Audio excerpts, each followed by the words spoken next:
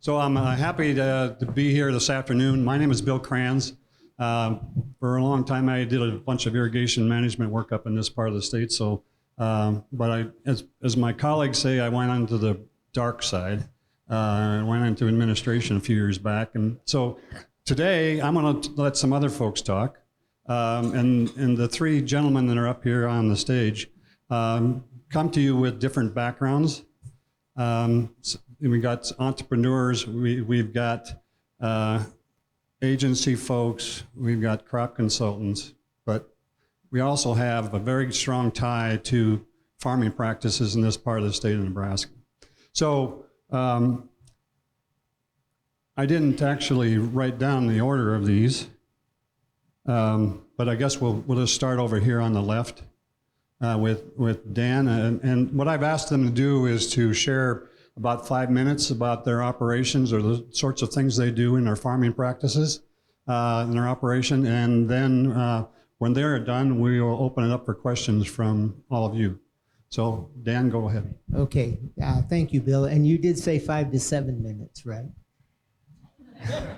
Okay. You're not an extension, come on. Okay. Well, first off, I want to start off by saying the issues with water quality that we face are our soil health issues also that we're promoting now. Kevin Ellwanger mentioned those.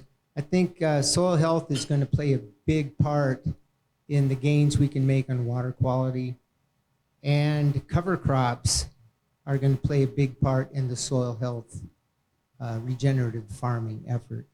So, Crystal, if you'll activate my video.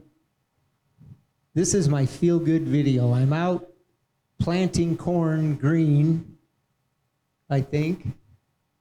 There we go. All right, see the field in the background? That's a terminated cover crop field. This is my cover crop field.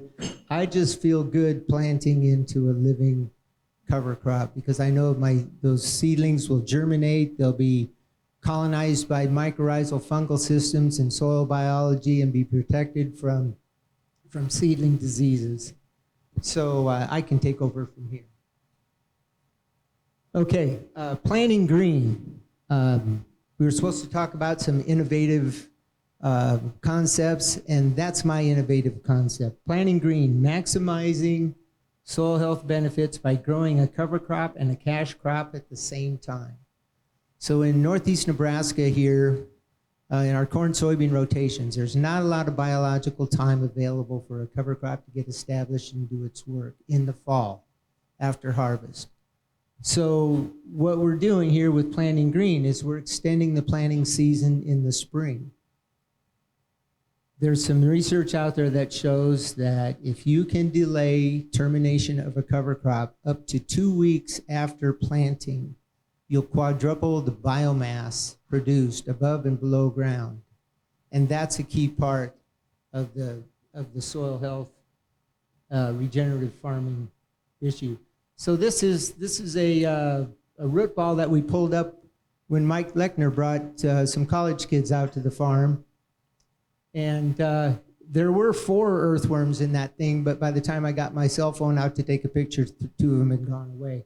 But I want you to look at the soil structure, the aggregation. This is 4% organic matter soils. Mother Nature built our prairie soils to 4 to 7% organic matter over the years by having living plants and living roots in the soil. And we, as you know, in the industrial farming age, have mined that organic matter down to 2% or less. But the aggregation that allows for infiltration of rainwater, so that's free rain water that we don't have to irrigate to make up with. Okay, so here is where the cover crops come into play with increasing soil health, improving your soil health. Kevin mentioned the benefits of residue on the surface, and that is reflected here, the 0 to 8. In 1999, the average of all those tests was 2.1. Over here in 2019, we're at 3.8 average in the in the 0 to 8 and 4.8 here. But that represents a 5-year average of the time frame that I planted cover crops after corn and soybeans. Continuous no-till, continuous cover crops. I know I got to hurry up here.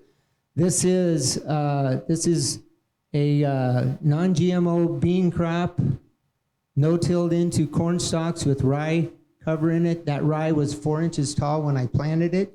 It's 3 feet tall right now. Roots exploring the soil profile up to a depth of 6 inches or 6 feet. And this is a bioassay of the nutrients that were cycled into that rye cover crop. 3,300 pounds of carbon, 120 pounds of nitrogen, 55 phosphorus, 120 potassium, and 12 sulfur. Those are the big 5. But my point is, this is the ability of rye to sequester nutrients is going to be key in the Brazil groundwater management area as a cover crop following corn, because if you have something going wrong or that went wrong during the year, you've got the nitrogen applied and the crop isn't going to use it. Here comes a cover crop along to sequester it and keep it from going further down into the groundwater. So with all those nutrients pulled up by the cover crop, my question for Ray Ward was, well, did they take away from the potential of the soybean crop? And so Ray says, grab me a leaf tissue sample. And you can see that 4% organic matter is taking care of that crop just fine. So the whole idea of planting green is to get more carbon, more lignin into that rye cover crop so it has enduring qualities.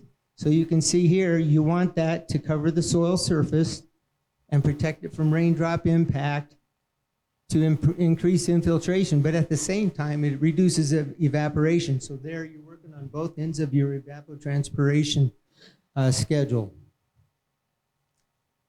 Then, when the crop gets to canopy, the fungi and soil microbes go to work and cycle that rye residue. It's just laying down on the surface right there. That CO2 released in there is captured in the canopy, which increases the effectiveness of the photosynthesis process. You lose less water vapor, so there you gain water use efficiency. Again, leading to less irrigation needed. And finally, here's my 10-year report for my flow meters that will be coming to you, Brian.